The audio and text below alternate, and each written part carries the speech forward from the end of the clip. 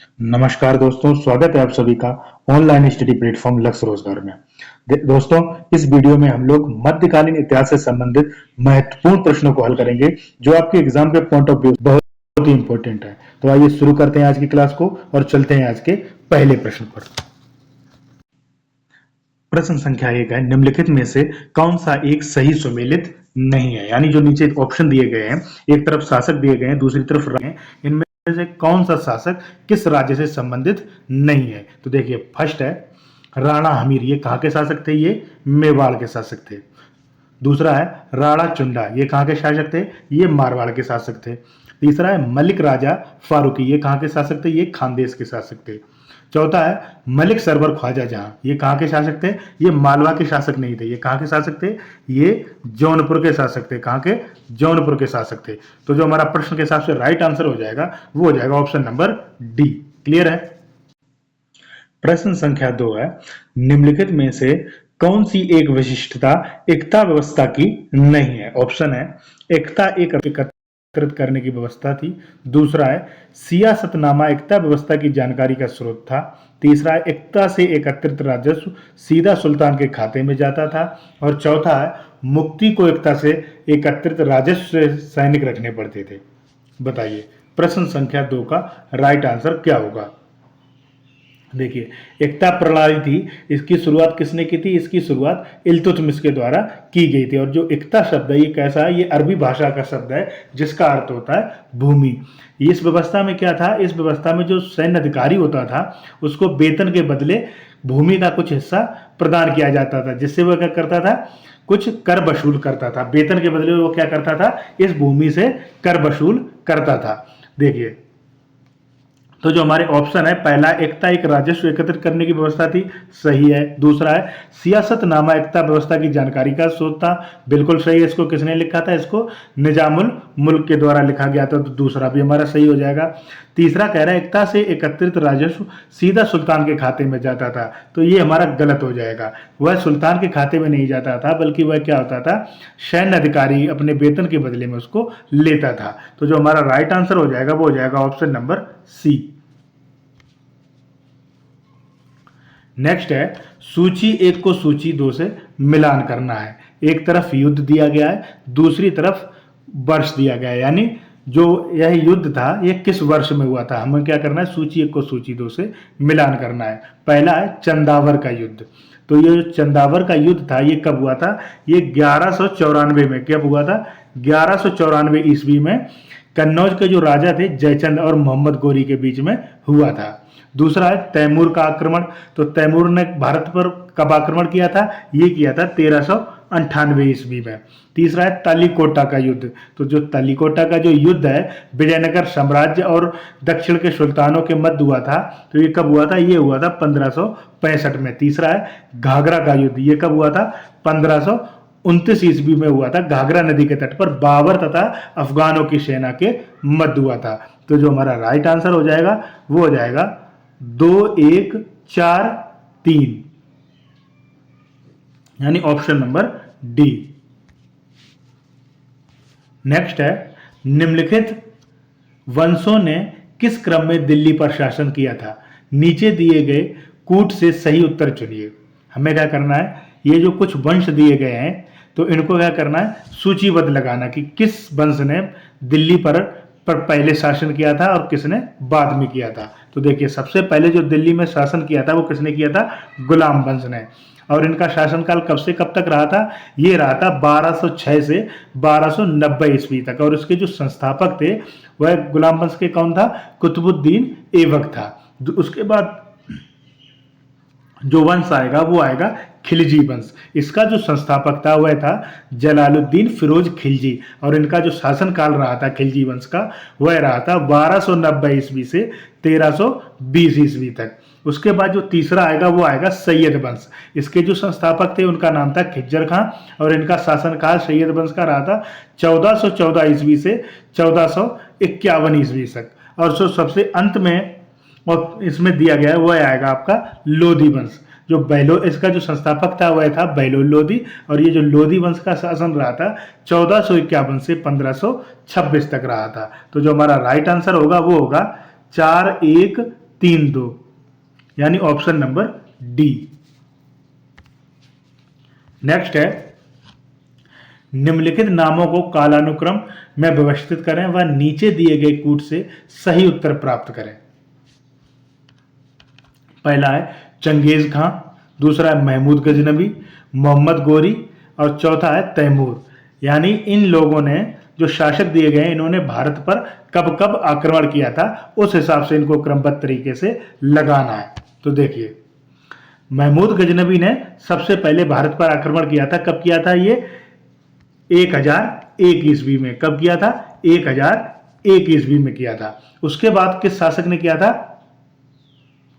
उसके बाद किया गया था मोहम्मद गोरी के द्वारा। किसके द्वारा? मोहम्मद गोरी के द्वारा। उसने कब किया था आक्रमण? उसने 1175 ईस्वी में किया था सर्वप्रथम। कब किया था? 1175 ईस्वी में मोहम्मद गोरी के द्वारा सर्वप्रथम आक्रमण किया गया था। तीसरा जो आएगा वह आएगा चंगेज खां के द्वारा। चंगेज खान ने कब किया था आक्रमण? ये किया था 1221 ईस्वी में। कब किया था? 1221 ईस्वी में किया गया था। लेकिन जो तैमूर का आक्रमण था वह कब किया गया था? तैमूर का आक्रमण किया गया था 1398 ईस्वी में। कब किया गया था? 1398 ईस्वी में। तो जो हमारा राइट आंसर हो जाएगा वो हो जाएगा 2314, यानी 2314, यानी ऑप्शन नंबर बी। नेक्स्ट है, निम्न को उसके काल क्रमानुसार क्रमबद्ध कीजिए। पहला है रुकनुद्दीन, मुबारक खान, फिरोज शाह तुगलक और चौथा है आलम शाह। तो इनको क्या करना है? इनको क्रमानुसार लगाना है। तो देखिए, सबसे पहले दिल्ली का जो शासक गद्दी पर बैठा था वो कौन था? रुकनुद्दीन था। ये कब बैठा था? ये 1236 ईस्वी में बैठा था। कब बैठा था? 1236 ईस्वी में बैठा था। और ये कौन था? ये इल्तुतमिश का बड़ा पुत्र था। ये क्या था? इल्तुतमिश का बड़ा पुत्र था। इसके बाद में दूसरा आता है मुबारक खान। मुबारक खान क्या था? ये खिलजी वंश का था। इसने अपना क्या नाम है? 1316 ईस्वी में है मुबारक खिलजी के नाम से दिल्ली का सुल्तान बना था। कब बना था? 1316 ईस्वी में। उसके बाद तीसरा है फिरोज शाह तुगलक। फिरोज शाह तुगलक आप सभी को पता है 1351 ईस्वी से 1388 ईस्वी तक दिल्ली का सुल्तान रहा था। कब से कब तक? 1351 ईस्वी से 1388 ईस्वी तक ये दिल्ली का सुल्तान रहा था। उसके बाद जो आलम शाह है ये क्या है? सैयद वंश का शासक था। ये क्या है? सैयद वंश का शासक था। और इसने 1443 ईस्वी से 1451 ईस्वी तक ये दिल्ली का सुल्तान रहा था। तो जो प्रश्न के हिसाब से हमारा राइट आंसर हो जाएगा वो हो जाएगा 1, 2, 3, 4, यानी ऑप्शन नंबर सी। नेक्स्ट है, नीचे विभागों की सूची दी गई है। इनमें से किनकी स्थापना फिरोज शाह तुगलक ने की थी उसके बारे में हमसे पूछा गया। पहला है दीवाने खैरात, दूसरा है दीवाने बंदगान, तीसरा है दारुल शफा और चौथा है रोजगार कार्यालय। बताइए इनमें से किस विभाग की स्थापना फिरोज शाह तुगलक के द्वारा की गई थी। देखिए, सबसे पहले दीवाने खैरात है। यह क्या था? यह एक दानशाला थी जिसमें क्या है? मुस्लिम जो गरीब लड़कियों के विवाह और विधवाओं को आर्थिक सहायता देने के लिए इसका निर्माण कराया गया था। तो पहला हमारा सही हो जाएगा। उसके बाद आता है दीवाने बंदगार। क्या है? दीवाने बंदगार यह क्या था? ये एक दास विभाग था। तीसरा है दारुल शफा। ये क्या था? यह एक राजकीय अस्पताल था। और चौथा रोजगार कार्यालय था। चौथा क्या है? रोजगार कार्यालय। तो ये चारों ही विभागों की स्थापना फिरोज शाह तुगलक के द्वारा कराई गई। तो जो राइट आंसर हो जाएगा वो हो जाएगा ऑप्शन नंबर ए, 1, 2, 3, 4। नेक्स्ट है, निम्नलिखित दिल्ली सुल्तानों में से किसकी माता हिंदू थी? नीचे दिए गए कूट के आधार पर सही उत्तर चुनिए। पहला है नसरुद्दीन खुसरो, दूसरा है गियासुद्दीन तुगलक, तीसरा है फिरोज तुगलक और चौथा है सिकंदर लोदी।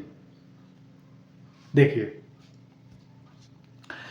नसरुद्दीन जो खुसरो था यह क्या था? यह एक भारतीय मुसलमान था। प्रारंभ में वह भरवार यानी गडरिया नामक नीची जाति का गुजराती हिंदू था। बाद में इसने क्या किया? इस्लाम धर्म स्वीकार कर लिया था और वह 15 अप्रैल से 5 सितंबर यानी 1320 ईस्वी में दिल्ली का सुल्तान रहा था।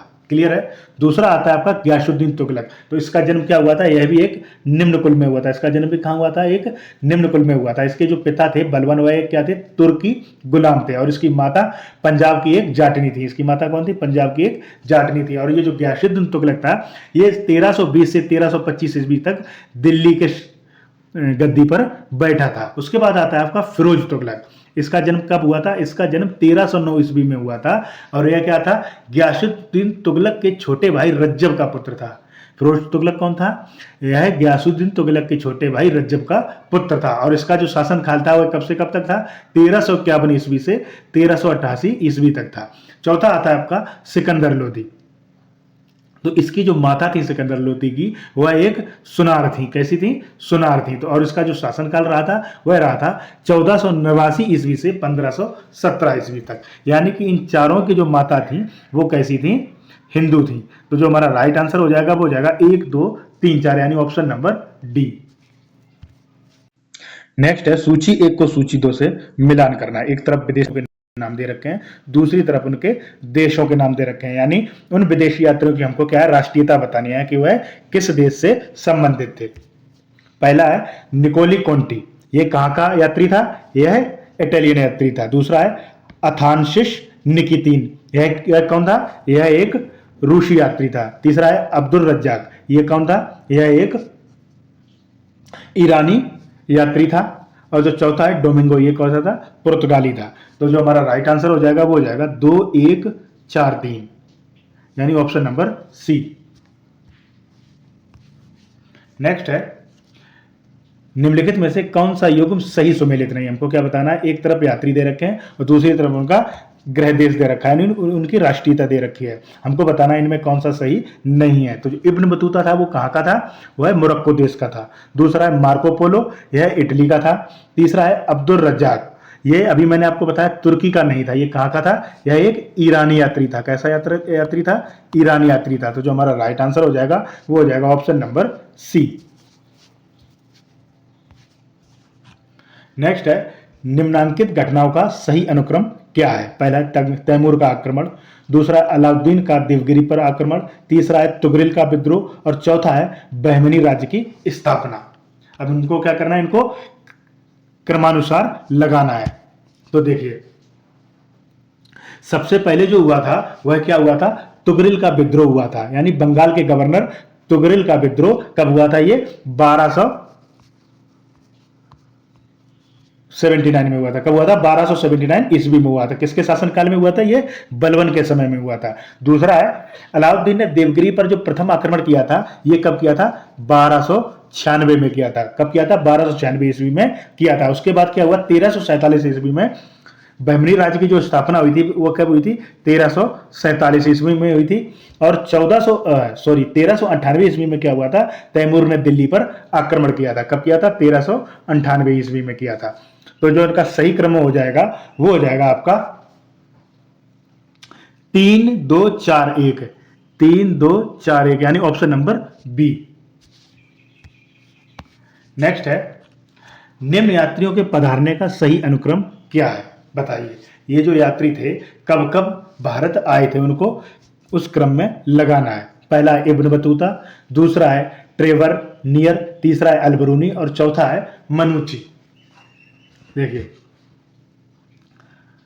इब्न बतूता ये कहाँ का था, यह मोरक्को का यात्री था। कहाँ का था, मोरक्को का रहने वाला था। और ये भारत कब आया था, ये 1333 ईस्वी में आया था। कब आया था, 1333 ईस्वी में भारत आया था। दूसरा है अलबरूनी, यह क्या है, महमूद गजनवी के साथ आया था। कब आया था, महमूद गजनवी के साथ आया था। कब, 1024 ईस्वी में। कब आया था, 1024 ईस्वी में आया था, जब उसने सोमनाथ मंदिर पर आक्रमण किया था। उसके बाद बात करते हैं ट्रेवर नियर की। ये कब आया था, यह शाहजहां और औरंगजेब के शासनकाल में आया था। यानी ये देखिए शाहजहां के भी शासनकाल में है, औरंगजेब के शासन में है। ये यहाँ भारत में 1638 से 1663 ईस्वी के बीच 6 बार भारत आया था। कितनी बार भारत आया था, 6 बार भारत आया था। और उसके बाद चौथा है आपका मनुची, ये कैसा यात्री था, ये इटली का यात्री था। ये 1653 ईस्वी में भारत आया था। तो जो राइट आंसर हो जाएगा वो हो जाएगा अलबरूनी। उसके बाद में आपका इब्न बतूता, उसके बाद आएगा आपका ट्रेवरनियर और सबसे लास्ट में आएगा मनुची, यानी CABD, यानी ऑप्शन नंबर बी। नेक्स्ट है, निम्नलिखित घटनाओं पर विचार कीजिए तथा इन्हें काल क्रमानुसार व्यवस्थित कीजिए। पहला है मोहम्मद तुगलक द्वारा राजधानी का स्थानांतरण। तो ये कब किया गया था? राजधानी का स्थानांतरण ये किया गया था 1326 से 1327 ईस्वी तक। कब किया गया था? 1326 से 1327। दूसरा है अफगान षड्यंत्र। अफगान षड्यंत्र गया था, ये हुआ था 1325 ईस्वी में। उसके बाद तीसरा है आपका जलालुद्दीन खिलजी की हत्या। ये कब की गई थी? ये 1296 में की गई थी। कब की गई थी? 1296 में की गई थी। उसके बाद तराइन का जो युद्ध हुआ था वो हुआ था 1192 ईस्वी में। अब हमको क्या बोल रहा है? क्रमानुसार लगाना है। तो सबसे पहले आपका आएगा तराइन का युद्ध। सबसे पहले क्या आ जाएगा? तराइन का युद्ध आ जाएगा। उसके बाद आपका आएगा जलालुद्दीन खिलजी की हत्या, और उसके बाद दूसरे स्थान पर आएगा आपका अफगानपुर षड्यंत्र, और चौथे पे आएगा आपका मोहम्मद तुगलक द्वारा राजधानी का स्थानांतरण। यानी जो राइट आंसर होगा वो होगा 4321, यानी ऑप्शन नंबर ए। नेक्स्ट है, फिर से सूची 1 को सूची 2 से मिलान करना है। एक तरफ स्मारक दे रखे हैं, दूसरी तरफ उनके निर्माता, यानी उनका निर्माण किसके द्वारा कराया गया। तो सबसे पहले अलाई दरवाजा। अलाई दरवाजा का निर्माण किसके द्वारा कराया गया है? ये कराया गया है अलाउद्दीन खिलजी के द्वारा। दूसरा है बुलंद दरवाजा, इसका निर्माण किसने कराया? अकबर ने कराया था। तीसरा है मोती मस्जिद, जो आगरा की है, उसका निर्माण किसने कराया? शाहजहां ने कराया है। और जो मोती मस्जिद दिल्ली में स्थापित है, उसका निर्माण किसने कराया? उसका औरंगजेब ने कराया। यानी इसका जो राइट आंसर होगा वो होगा 1 2 3 4, ऑप्शन नंबर ए। नेक्स्ट है, निम्न में से कौन सही सुमेलित है? क्या पूछ रहा है? कौन सही सुमेलित है? पहला मुहियान, ये क्या है? गुप्तचर विभाग से संबंधित है। दूसरा है मुशरिफ, मुशरिफ शाही कारखाने से संबंधित नहीं था। मुशरिफ क्या था? एक लेखाकार हुआ करता था। क्या हुआ करता था? लेखाकार हुआ करता था। वरीद, वरीद किसको कहा जाता है? यह भी गुप्तचर विभाग से संबंधित अधिकारी को वरीद कहा जाता है। चौथा है शाहना, तो शाहना जासूस को नहीं कहा जाता। शाहना किसको कहा जाता था? जो बाजार का अधीक्षक होता था उसको शाहना कहा जाता था। तो जो हमारा राइट आंसर है वो ऑप्शन नंबर ए। नेक्स्ट है, विभिन्न सुल्तानों द्वारा विभिन्न विभागों की स्थापना की गई थी। इसमें हमें बताता है कौन सा युग्म असत्य है, यानी कौन सा मिसमैच है इसमें। पहला दीवाने मुस्तखराज, इसकी स्थापना किसने कराई थी? अलाउद्दीन खिलजी ने कराई थी। किसने कराई थी? अलाउद्दीन खिलजी ने कराई थी। किस लिए? वित्त विभाग के अंतर्गत इसकी स्थापना की गई थी। दूसरा है दीवान अमीर कोई, तो इसकी स्थापना किसने कराई थी? इसकी स्थापना मोहम्मद बिन तुगलक के द्वारा कराई गई। तो किसके है? कृषि विभाग के अंतर्गत इसकी स्थापना की गई थी। तीसरा है दीवान खैरात, यह भी फिरोज तुगलक के द्वारा कराई गई थी। किसके द्वारा कराई गई थी? फिरोज तुगलक के द्वारा कराई गई थी। इसमें क्या था? जो मुस्लिम अनाथ स्त्रियां और जो विधवाएं होती थी उनको क्या आर्थिक सहायता देने के लिए इस विभाग की स्थापना की गई थी। चौथा दीवान रियासत, तो इसकी स्थापना बलबन के द्वारा नहीं की गई थी। इसकी स्थापना किसके द्वारा की गई थी? अलाउद्दीन खिलजी के द्वारा की गई थी। और दीवान रियासत की स्थापना किस लिए की गई थी? यह की गई थी जो व्यापारी होते थे उन पर विशेष ध्यान देने के लिए। क्लियर है? नेक्स्ट है, सूची 1 को सूची 2 से मिलान करना है। एक तरफ क्या दे रखा है? एक तरफ लेखक दे रखे हैं, दूसरी तरफ उनके जो नाम दे रखे हैं, पुस्तकों के नाम दे रखे हैं। पहला है विल्लड़। विल्लड़ क्या थे? ये चालुक्य शासक विक्रमादित्य षष्ठ के दरबारी कवि थे, और इन्होंने क्या है? प्रसिद्ध विक्रामकदेव चरित्र की स्थापना की थी। किसकी की थी? विक्रामकदेव चरित्र की स्थापना की थी। यानी विल्लड़ आपके किससे संबंधित हो जाएंगे? विक्रमादित्य छठे से। दूसरा आया आपका जयदेव। जयदेव क्या थे? यह बंगाल के शासक लक्ष्मण देव के दरबारी कवि थे। क्या थे? दरबारी थे। और इन्होंने कौन सी प्रसिद्ध रचना की थी? इनके द्वारा गीत गोविंद नामक पुस्तक की रचना की गई थी। तो जयदेव का क्या हो जाएगा? बंगाल का लक्ष्मण सेन। तीसरा आता है आपका क्षेमेंद्र। ये क्या है? कश्मीर के शासक अनंत बर्मन के दरबार में थे। कहाँ थे ये? क्षेमेंद्र कश्मीर के शासक अनंत बर्मन के दरबार में थे, और इनके द्वारा जो पुस्तक की रचना की गई उसका नाम था वृह कथा मंजरी। कौन सा? वृह कथा मंजरी। और चौथा जो आपका आता है श्रीहर्ष। ये क्या थे? कन्नौज के गढ़वाल शासक गोविंद चंद के दरबारी थे। तो जो हमारा राइट आंसर हो जाएगा वो हो जाएगा 4 3 1 2, 4 3 1 2, यानी ऑप्शन नंबर डी। नेक्स्ट है, निम्नलिखित में से कौन सही सुमेलित है? क्या पूछ रहा है? इनमें से ऑप्शन दिए गए इसमें कौन सा सही सुमेलित है? देखिए, बर्बर, बर्बक, लेख गलत हो जाएगा। दूसरा है मुशरिफ, गुप्तचर गलत हो जाएगा। तीसरा है मुतरशिफ, शाही कारखाना, ये सही हो जाएगा। बरीद, बरीद अभी मैंने आप लोगों को बताया था, बरीद क्या था? यह गुप्तचर विभाग से संबंधित था। क्या था? गुप्तचर विभाग से संबंधित था। जबकि मुशरिफ क्या था? मुशरिफ एक लेखाकार हुआ करता था। क्लियर है? नेक्स्ट है सूची 1 को सूची 2 से मिलान करना है। क्या करना है? सूची 1 को सूची 2 से मिलान करना है। पहला है परती। परती किसे कहा जाता था? परती कहा जाता था भूमि का ऐसा भाग जो 2 से 3 वर्ष तक जोता नहीं जाता था। किसको? भूमि का ऐसा भाग जो 2 से 3 वर्ष तक जोता नहीं जाता था। उसके बाद आता है आपका पोलज। पोलज क्या है? लगभग प्रतिवर्ष कृषि की जाने भूमि, यानी जो हर साल उस पर कृषि की जाती है, ऐसी भूमि को क्या कहा जाता था? पोलज। उसके बाद आएगा आपका बंजर। बंजर क्या था? बंजर भूमि को कहा जाता था। और चौथा है चाचर। ये किसको कहा जाता है? ऐसी भूमि जो 3 वर्ष से अधिक के लिए बंजर रहती थी। यानी जो हमारा राइट आंसर हो जाएगा वो हो जाएगा 2, 1, 3, 4, यानी ऑप्शन नंबर बी। नेक्स्ट है फिर से सूची 1 को सूची 2 से मिलान करना है। क्या करना है? सूची 1 को सूची 2 से मिलान करना है। एक तरफ यात्रियों के नाम दे रखे हैं और दूसरी तरफ क्या है? उनके देश का नाम दे रखा है। तो पहला है बारबोसा। ये कहाँ का था? बारबोसा एक पुर्तगाली था। बारबोसा क्या था? एक पुर्तगाली था। दूसरा है निकोलो कोंती। निकोलो कोंती क्या था? इटालियन था। अभी मैंने आपको पिछले क्वेश्चन में ही बताया था। अब्दुल रज्जाक कहाँ का था? यह एक ईरानी था। और जो निकितिन था ये कैसा था? एक रूसी था। तो जो हमारा राइट आंसर हो जाएगा वो हो जाएगा 4, 2, 1, 3, 4, 2, 1, 3, यानी ऑप्शन नंबर सी। नेक्स्ट है कह रहा है निम्नलिखित में से कौन सा एक युग्म सही है? क्या कह रहा है? सही सुमेलित नहीं है। पहला है महमूद किजनवी अलबरूनी, सही है। दूसरा है मोहम्मद बिन तुगलक मार्को पोलो। देखिए जो मार्को पोलो था वह मोहम्मद बिन तुगलक के समय में नहीं आया था। इसने कहाँ की यात्रा की थी? इसने क्या किया था? पांड्य नरेश कुलशेखर के शासनकाल में दक्षिण भारत की यात्रा की थी। तो जो हमारा राइट आंसर हो जाएगा वो हो जाएगा ऑप्शन नंबर बी। नेक्स्ट है देवराय 2 अब्दुल रजाक, सही है। और चौथा टॉमस रो कब आया था? ये जहांगीर के समय में आया था।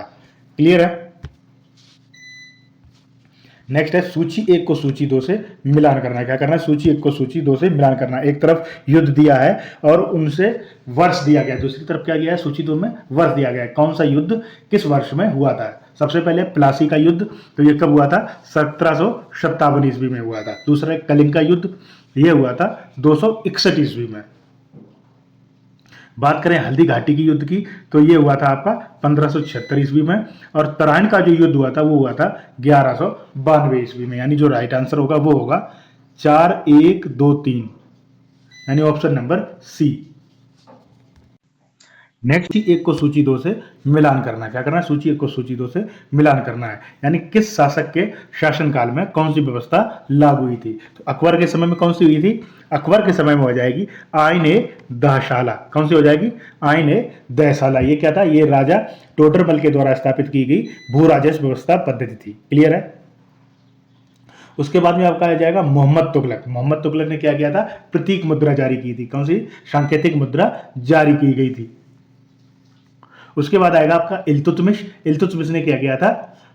चहलगानी अमीर यानी 40 सरदारों की एक गुट का निर्माण किया था।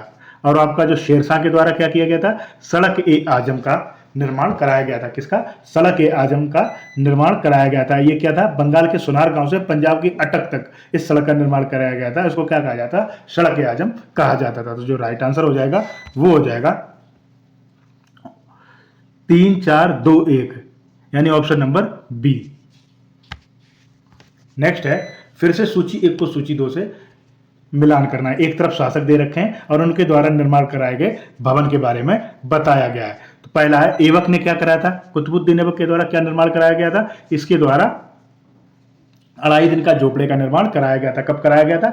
1199 ईस्वी में। उसके बाद इल्तुतमिश ने क्या कराया था? इल्तुतमिश ने सुल्तानगढ़ी का निर्माण कब कराया था? कब कराया था? 1231 ईस्वी में। उसके बाद बलबन ने क्या किया था? किलो खरी का निर्माण कराया था। और अलाउद्दीन खिलजी के द्वारा सीरी दुर्ग का निर्माण कराया गया था। कब कराया गया था? 1303 ईस्वी में। तो जो राइट आंसर हो जाएगा वो हो जाएगा 3 4 1 2,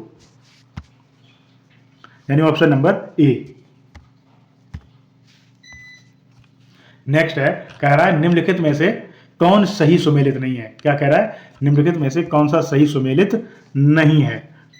पहला है दीवान अर्ज, यह क्या था, सैन्य विभाग था। दीवाने बरीद गुप्तचर विभाग था। दीवाने इंशा, ये क्या है, दान विभाग नहीं था। दीवाने इंशा क्या था, दान विभाग नहीं था। ये क्या था, एक शाही पत्राचार विभाग था। क्या था, शाही पत्राचार विभाग था। तो जो हमारा राइट आंसर हो जाएगा वो हो जाएगा ऑप्शन नंबर सी।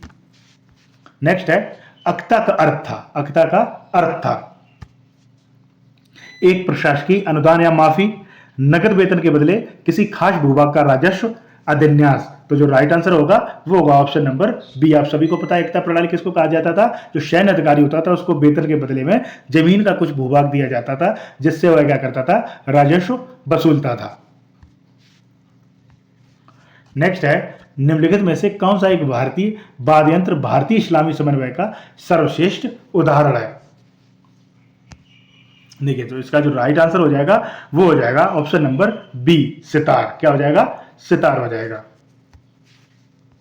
नेक्स्ट है संगीत यंत्र तबला का प्रचलन किया किसके द्वारा किया गया था।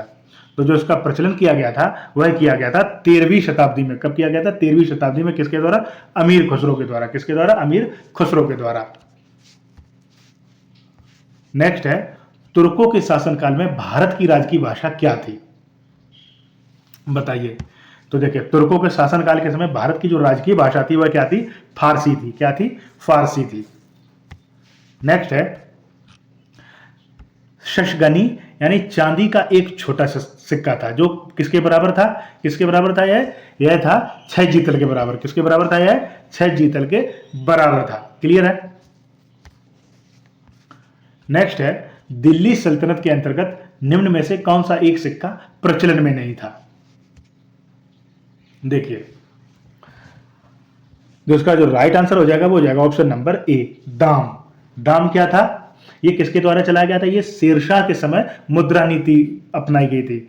दाम जो अपनाया गया था वो किसके समय अपनाया गया था, यह शेरशाह के समय अपनाया गया था। इसमें क्या था, इसने क्या किया था, शुद्ध चांदी का सिक्का को रुपया नाम से प्रचलित किया था। इसने क्या किया था, शुद्ध चांदी का जो सिक्का था उसको रुपया नाम से प्रचलित किया था शेरशाह ने। और उसने जो शुद्ध तांबे का जो सिक्का था उसको क्या कहा गया था, उसको दाम कहा गया था। और चांदी के जो रुपयों की जो तौल थी वो लगभग 180 ग्रेन के बराबर थी। कितनी थी, 180 ग्रेन के बराबर थी। और जो दाम की तौल थी वह कितनी थी, 330 ग्रेन निर्धारित की गई थी। क्लियर है। नेक्स्ट चलते हैं, जागीर के लिए आरक्षित भूमि कहलाती थी। जागीर के लिए जो आरक्षित भूमि थी वह क्या कहलाती थी, वह कहलाती थी महाले पैवाकी। क्या कहलाती थी, महाले पैवाकी कहलाती थी। नेक्स्ट है उस भूमि को किस नाम से जाना जाता था जिससे सुल्तान प्रत्यक्ष रूप से लगान प्राप्त करता था। तो इस भूमि को क्या कहा जाता था, खालिसा कहा जाता था। क्या कहा जाता था, खालिसा कहा जाता था। क्लियर है। नेक्स्ट है निम्नलिखित में से कौन सल्तनत काल में शाही सचिवालय का व्यंजक था। ऑप्शन है दीवाने अर्ज, दीवाने इंसा, दीवाने बिजारत या फिर दीवाने बरीद। देखिए, इसका जो राइट आंसर हो जाएगा वो हो जाएगा ऑप्शन नंबर बी, दीवाने इंसा। देखिए, सल्तनत काल में जो शाही सचिवालय का व्यंजक था उसको दीवाने इंसा कहा जाता था। इसका कार्य क्या था, शाही आदेशों और पत्रों का प्रारूप तैयार करना था। क्लियर है। नेक्स्ट प्रश्न है सल्तनत काल में शाही सचिवालय के प्रधान को जाना जाता था, किस नाम से जाना जाता था। देखिए, इसका जो राइट आंसर हो जाएगा वो हो जाएगा ऑप्शन नंबर सी, दबीर ए मुबालिक। क्या कहा जाएगा, दबीर ए मुबालिक। देखिए, मैं आपको बता दूं, दीवान ए बरीद था वह किसको कहा जाता था, यह गुप्तचर विभाग का प्रमुख था। क्या था, गुप्तचर विभाग का प्रमुख। जबकि दीवाने अर्ज यह क्या था, ये सैन्य या प्रतिरक्षा मंत्रालय था। और जो इसका प्रमुख होता था उसको क्या कहा जाता था, आरिज ए मुमालिक। क्या कहा जाता था, आरिज ए मुबालिक। उसके बाद दीवाने बिजारत, ये क्या था, ये सभी मंत्रियों में प्रमुख था। दीवाने बिजारत जो था वह सभी मंत्रियों में प्रमुख था। क्लियर है। नेक्स्ट है चंगेज खां का मूल नाम क्या था। चंगेज खां का मूल नाम क्या था। देखिए, चंगेज खां का जो मूल नाम था वह क्या था, तेमुचिन। क्या नाम था, तेमुचिन नाम था। नेक्स्ट है भारत में पोलो खेल का प्रचलन किसके द्वारा किया गया था? ऑप्शन है यूनानियों ने, अंग्रेजों ने, तुर्कों ने या फिर मुगलों ने।